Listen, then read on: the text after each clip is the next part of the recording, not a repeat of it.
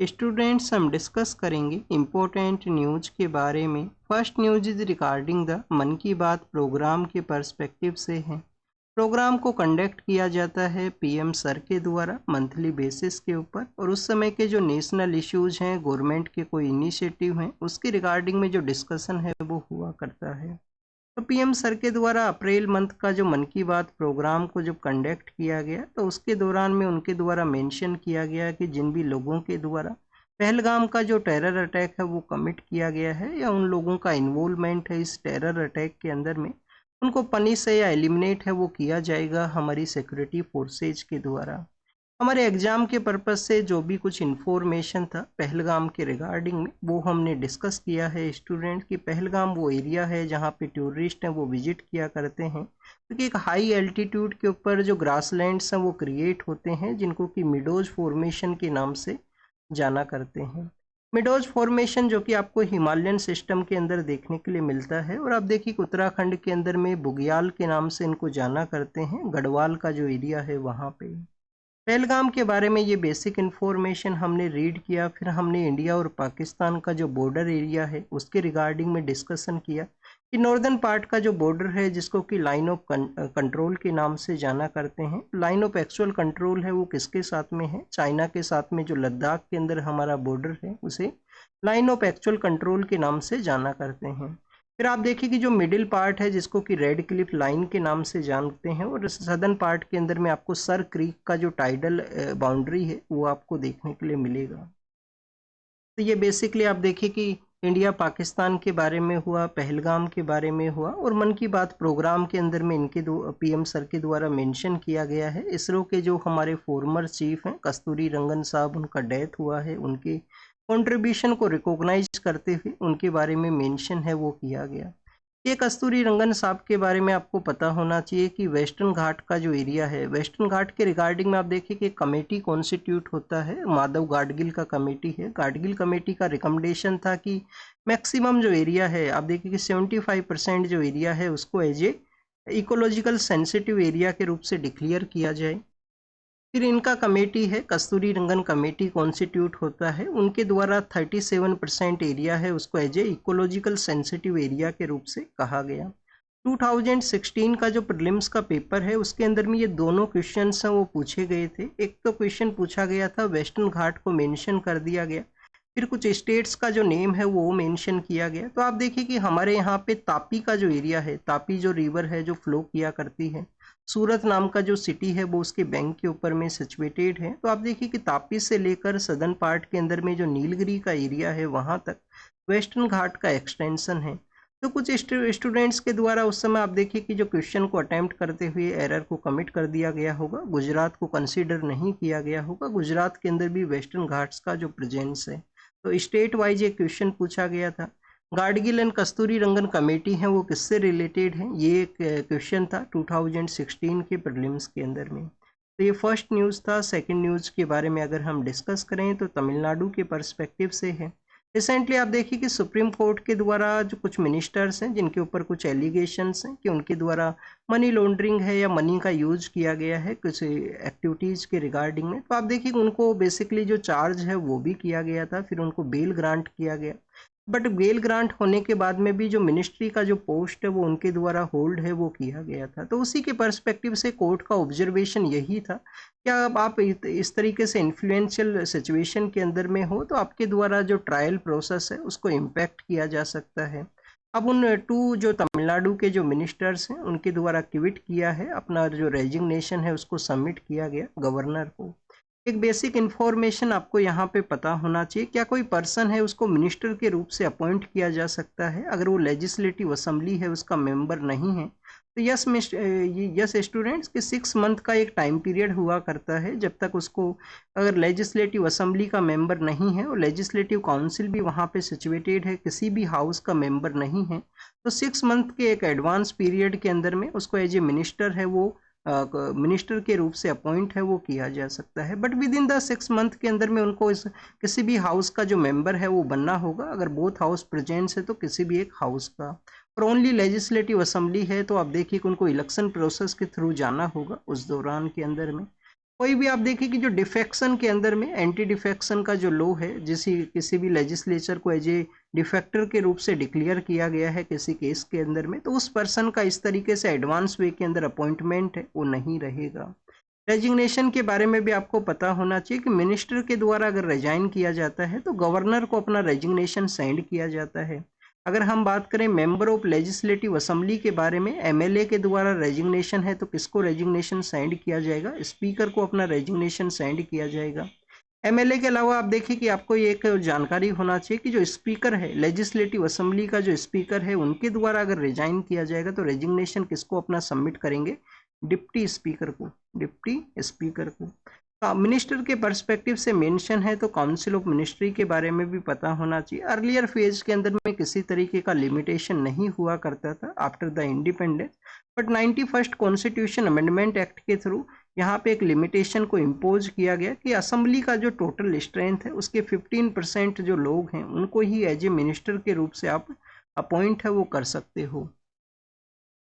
Next अगर हम read करें तो स्टूडेंट जम्मू एंड कश्मीर के ही पर्सपेक्टिव से है। जम्मू एंड कश्मीर के वहाँ पे एक ग्रुप था जो जमात इस्लामिक जो ग्रुप है उसको बैन किया गया है हमारा जो मिनिस्ट्रीज हैं उनके द्वारा। तो आप देखिए किसी भी ग्रुप को जो गवर्नमेंट के द्वारा बैन किया जा सकता है अगर उनके द्वारा एंटी एक्टिविटीज़ हैं, एंटी कंट्री एक्टिविटीज़ को कैरी आउट किया गया है, कंट्री का सोर्निटी यूनिटी इंटीग्रिटी को हार्म करने का कोशिश करे, हमारे जो फ्रेंडली रिलेशंस हैं उसको यहाँ पे डैमेज करने का कोशिश किया जाए किसी ग्रुप के द्वारा, तो उसी ग्रुप के द्वारा जो बैन ग्रुप है उनके मेंबर्स के द्वारा एक पॉलिटिकल पार्टी है उसको यहाँ पे कॉन्स्टिट्यूट है वो किया गया है। पॉलिटिकल पार्टी आने वाले समय के अंदर में आप देखिए कि इलेक्शन प्रोसेस के रिगार्डिंग में उनके द्वारा कैरी आउट है वो किया जाएगा। जम्मू एंड कश्मीर जो प्रेजेंट समय में यूनियन टेरिटरी है और यूनियन टेरिटरी आप देखिए कि वहाँ पे लेजिस्लेटिव असेंबली है उसका भी इस्टेब्लिशमेंट है। तो स्टूडेंट्स ये यहाँ पे इलेक्शन प्रोसेस के बारे में था। पॉलिटिकल पार्टी के रजिस्ट्रेशन के बारे में आपको पता होना चाहिए कि इलेक्शन कमीशन ऑफ इंडिया के द्वारा पॉलिटिकल पार्टी का रजिस्ट्रेशन हुआ करता है कि जो सेक्शन 29A है रिप्रेजेंटेशन ऑफ पीपल्स एक्ट का, उसके थ्रू यहाँ पे पॉलिटिकल पार्टी का रजिस्ट्रेशन है वो हुआ करता है इलेक्शन कमीशन के थ्रू। तो डी रजिस्ट्रेशन का प्रोसेस है वो क्या है? काफ़ी सारी ऐसी पॉलिटिकल पार्टी आपको देखने के लिए मिलेंगी जो इलेक्शन प्रोसेस के अंदर एक्टिव नहीं है। काफ़ी बार उनको इलेक्शन का जो पॉलिटिकल फंडिंग है उसके रिगार्डिंग में यूटिलाइज किया जाता है कुछ मेन पार्टीज़ के द्वारा। इस तरीके से भी एलिगेशंस वो हुआ करते हैं पॉलिटिकल पार्टीज़ के पर्सपेक्टिव से। तो जो पॉलिटिकल पार्टी एक्टिव नहीं है क्या उसको डी रजिस्टर है वो किया जा सकता है ECI के द्वारा? तो ये आपको कमेंट सेक्शन के अंदर बताना है, और नहीं पता है तो आप इसके बारे में रीड कीजिए कि पॉलिटिकल पार्टी का जो डी रजिस्ट्रेशन प्रोसेस है वो क्या हुआ करता है। लाहौल एंड स्पीति जो कि हिमाचल प्रदेश के नॉर्दर्न पार्ट के अंदर में है, वहाँ के टूरिस्ट का फोटो है उसको शो किया गया है। आप देखिए कि टूरिस्ट वहाँ पे विजिट हुए हैं, स्नो का जो एरिया है उसको भी यहाँ पे बताया गया है। लाहौल और स्पीति के बारे में जब भी हम रीड करते हैं तो आपको पता होना चाहिए कि उस एरिया के अंदर में पिन वैली जो नेशनल पार्क है, पिन वैली नेशनल पार्क है वो इसी एरिया के अंदर में सिचुएटेड है। स्टूडेंट्स लाहौल स्पीति का ही वो एरिया है जहाँ पे आपको स्नो लियोपार्ड्स हैं उनका भी प्रेजेंस आपको देखने के लिए मिलेगा। स्नो लियोपार्ड्स आप देखिए कि हमारे हाई एल्टीट्यूड एरिया के अंदर में हुआ करते हैं, स्पेशली जो हिमालयन स्टेट्स हैं, जम्मू एंड कश्मीर है, जम्मू एंड कश्मीर के अंदर में आप देखिए कि लद्दाख जो एक सेपरेट यूटी है प्रेजेंट समय के अंदर में, वहाँ पे भी स्नो लियोपार्ड्स का प्रेजेंस है। हिमाचल के अंदर है, फिर उत्तराखंड के अंदर है, और अरुणाचल प्रदेश के अंदर में, सिक्किम के अंदर आपको देखने के लिए मिलेगा। स्नो लियोपार्ड का जो IUCN स्टेटस है वो क्या है स्टूडेंट्स? वल्नरेबल उनका IUCN स्टेटस है, हाई एल्टीट्यूड एरिया के अंदर ही जो प्रेजेंस है वो हुआ करता है। एक किब्बर वैली नाम से भी जो एरिया है वो वहाँ पे एज ए प्रोटेक्टेड एरिया के रूप से सिचुएटेड है लाहौल एंड स्पीति के अंदर में। सी का जो इरोजन है उसको यहाँ पे शो किया गया, फोर्ट कोची के एरिया को यहाँ पे बताया गया है एक फोटो के थ्रू केरल के वहाँ पे।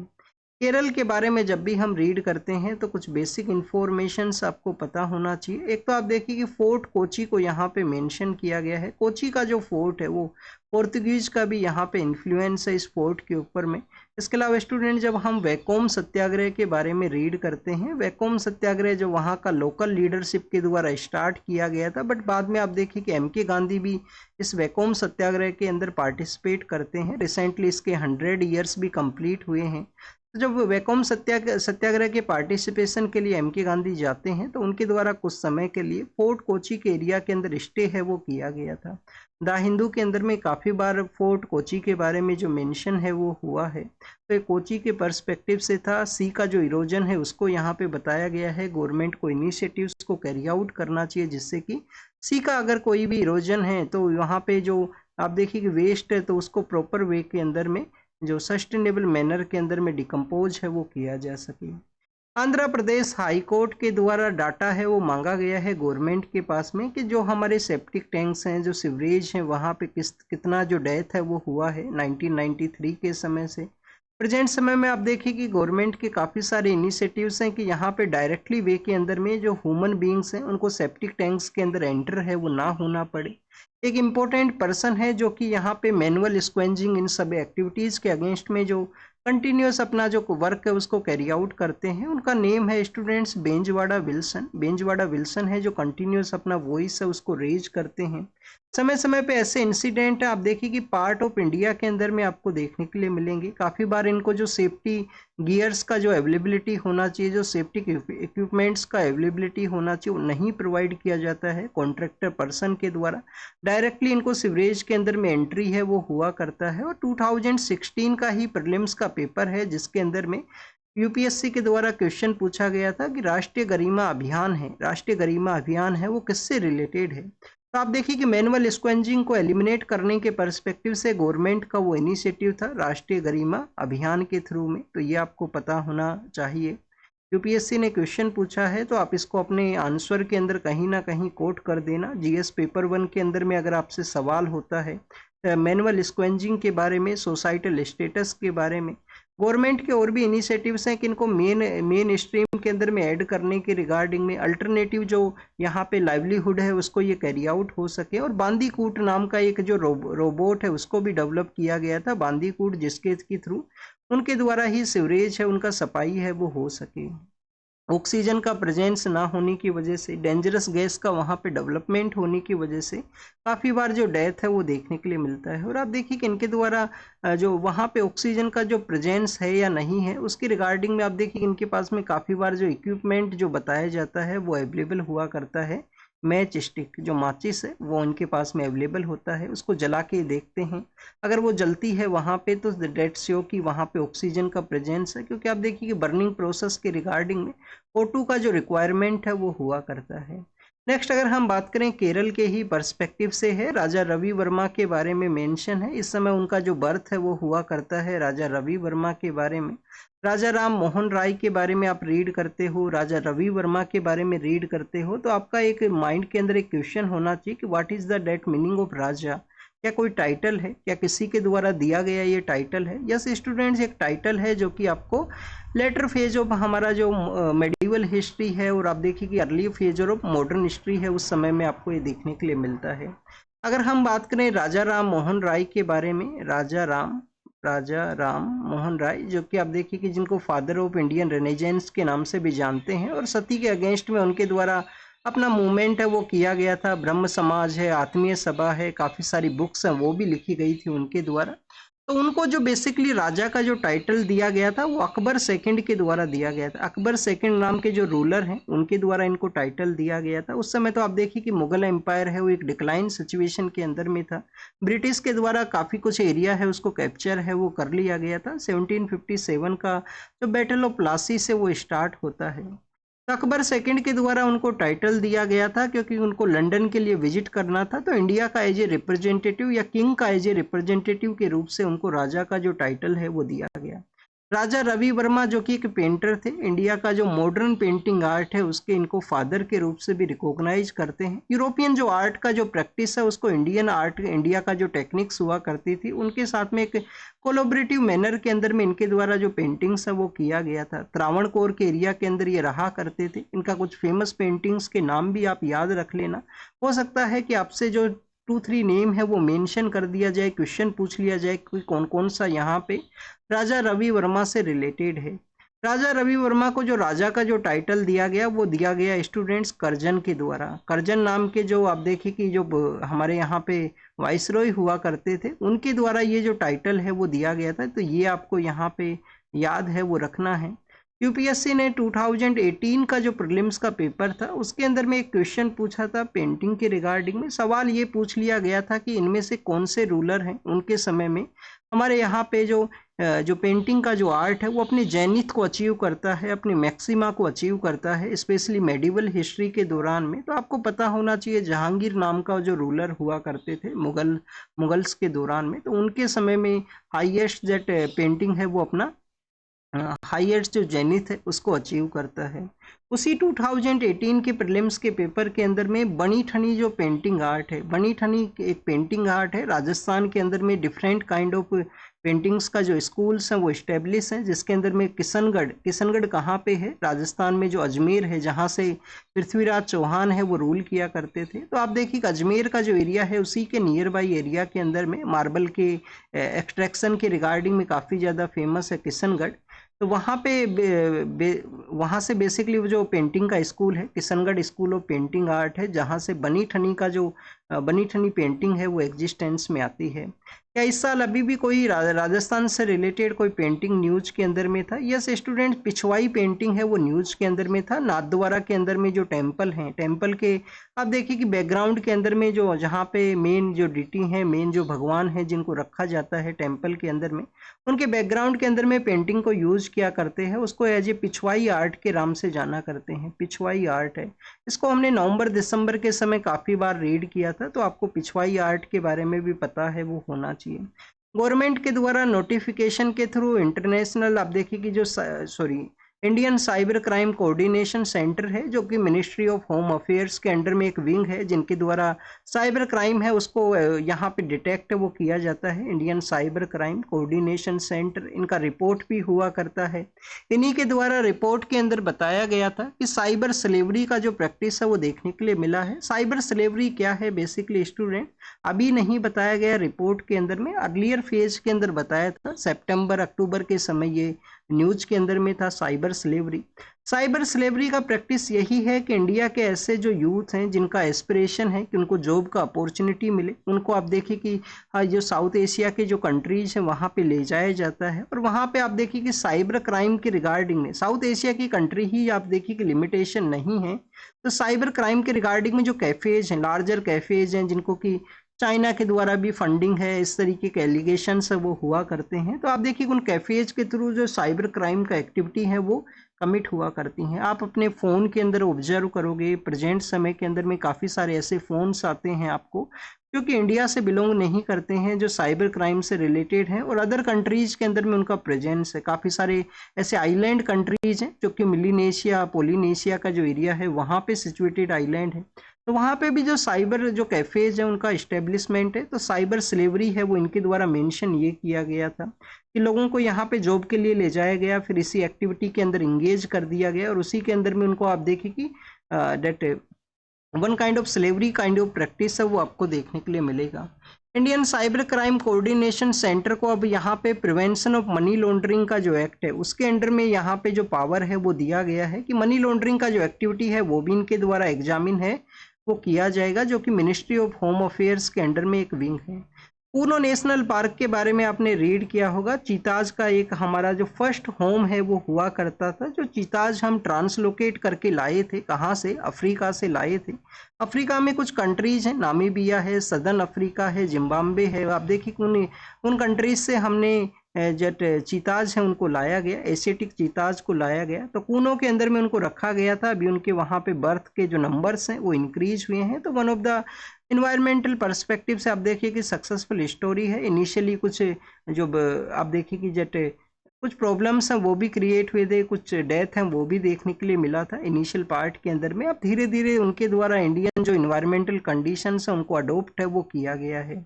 तो यहाँ पे नंबर ऑफ बर्थ है उनको यहाँ पे शो है वो किया गया। रिसेंटली कूनो नेशनल पार्क से जो चीताज को ट्रांसलोकेट किया गया था, कहाँ पे इनको रिसेंटली है वो ट्रांसलोकेट किया गया था? तो आप देखिए कि गांधी सागर सेंचुरी है। गांधी सागर सेंचुरी जो कि मंदसौर एंड नीमच का जो डिस्ट्रिक्ट है वहाँ पे एरिया शेयर करती है। 2 डिस्ट्रिक्ट्स के अंदर अपना एरिया शेयर होता है। सेम कूनो के अंदर में जिस तरीके का जो इन्वायरमेंटल कंडीशंस हैं उसी तरीके का इन्वायरमेंटल कंडीशंस आपको वहाँ पे देखने के लिए मिलेगा। इसी वजह से इनका जो ट्रांसलोकेशन है वो कैरी आउट है वो हुआ है। दलाई लामा बेसिकली एक टाइटल हुआ करता है जो कि आपको तिबेतियन जो बुद्धिज्म है उसके रिगार्डिंग में जो हाईएस्ट पर्सन है, हाईएस्ट गुरु हैं, स्पिरिचुअल पर्सन है, उनका ये टाइटल हुआ करता है। अभी जिन पर्सन को दलाई लामा का टाइटल है तो आप देखिए कि उनका जो 19th बर्थडे है उसको सेलिब्रेट किया जाएगा और आने वाले समय के अंदर में उनके जो सक्सेसर हैं उनको किस तरीके से चूज करना है, क्योंकि स्टूडेंट्स यहाँ पे एक चाइल्ड को एज ए सक्सेसर के रूप से जो चूज है वो किया जाता है तिबेतियन बुद्धिज्म के अंदर में, और फिर उस चाइल्ड का अपब्रिंगिंग होगा, वहाँ पे उनको प्रिपेयर किया जाता है, एजुकेशन प्रोवाइड किया जाता है और फिर उसको एज ए रिलीजियस पर्सन के रूप से जो दलाई लामा का जो पोस्ट है उसके रूप से वहाँ पे उनको इस्टेब्लिश है वो किया जाएगा। तो यहाँ पे जो सेंट्रल तिब्बत एडमिनिस्ट्रेशन है उनके लीडर के द्वारा जो डिस्कशन है वो किया गया है कि आने वाले समय के अंदर जो डिसाइड किया जाएगा, तिब्बत का एरिया है जिसको कि चाइना के द्वारा अनेक्स किया था 1958 के समय, जो तिब्बतियन कम्युनिटी है वो इंडिया के लिए आती हैं, स्पिरिचुअल जो वहाँ पे गुरुज हैं वो भी इंडिया के लिए आते हैं। और आप देखिए कि हमारे यहाँ पे हिमाचल प्रदेश का जो धर्मशाला का एरिया है वहाँ पे तिब्बतियन कम्युनिटी का प्रेजेंस है। कर्नाटका के अंदर भी एक टाउनशिप का एरिया डेवलप हुआ है, वहाँ पे भी उनका प्रेजेंस है तिब्बतियन कम्युनिटी का। तो कुछ कुछ एरियाज़ के अंदर में उनका जो आपको एज ए गवर्नमेंट के द्वारा इनिशिएटिव या सपोर्ट प्रोवाइड करते हुए उनको एज ए रखा गया है, टाउनशिप प्रोवाइड किया गया है, जहाँ पे वो अपना वर्शिप है, अपना जो नेक्स्ट जनरेशन है उनका एजुकेशन है उन सभी को वहाँ पे कैरी आउट कर सकें। लोसार नाम का एक फेस्टिवल हुआ करता है, लोसर या लोसार जो हुआ करता है, इनका एक फेस्टिवल होता है जिसको कि अपना तिब्बतियन न्यू ईयर के रूप से कंसीडर करते हैं। हमारे लद्दाख के अंदर भी इसका जो प्रैक्टिस है वो आपको देखने के लिए मिलेगा दिसंबर के मंथ के समय में।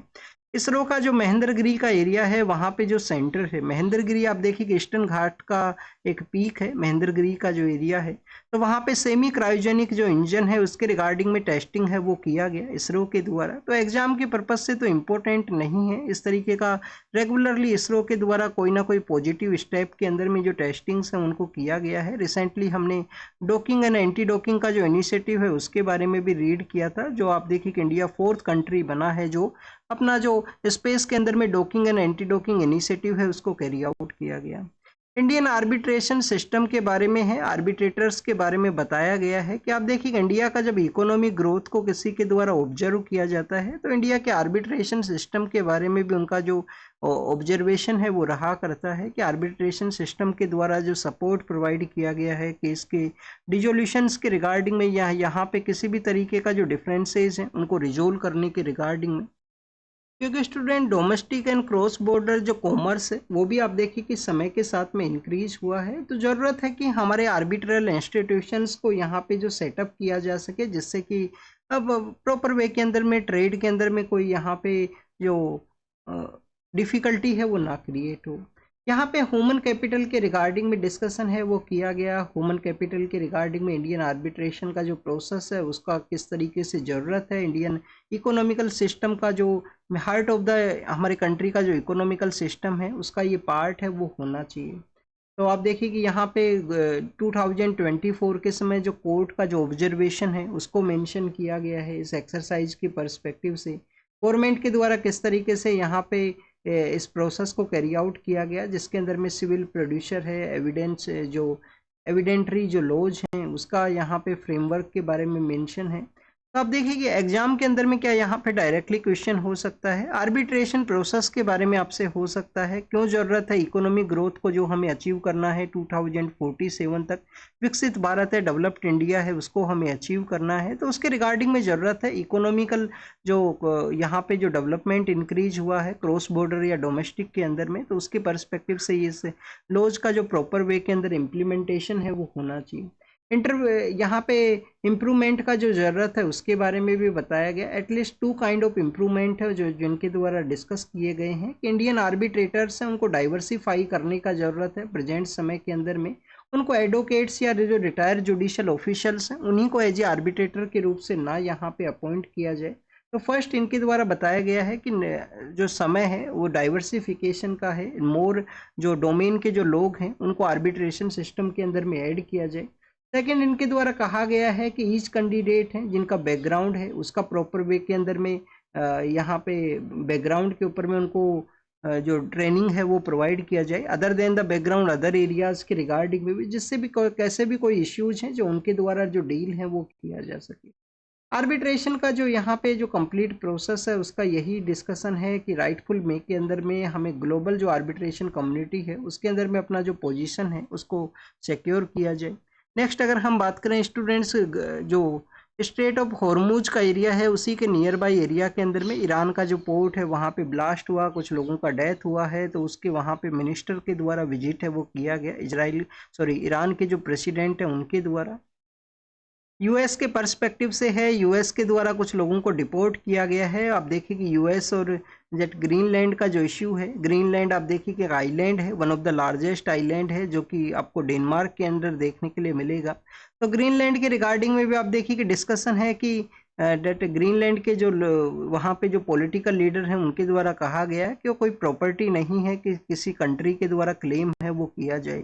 सीज फायर हुआ था, पीस का इस्टेब्लिशमेंट हुआ था। अब इजराइल के द्वारा सदर्न पार्ट ऑफ बैरूत, जो कि नॉर्दर्न पार्ट के अंदर लेबनान कंट्री का कैपिटल है बैरूत, वहाँ पे अटैक किया गया है। तो आप देखिए पिछले कुछ समय से जो वहाँ पे सीज फायर एंड पीस का इस्टेब्लिशमेंट था। स्टूडेंट्स इसके अलावा यहाँ पे फ्रांस के पर्सपेक्टिव से है, फ्रांस के वहाँ पे जो किलिंग्स हुए हैं उनके रिगार्डिंग में किसी भी तरीके का यहाँ पे रेडिकलाइज जो सिचुएशन है वो ना होना चाहिए सोसाइटी के अंदर में, उनकी पॉलिटिकल लीडर का डिस्कशन है।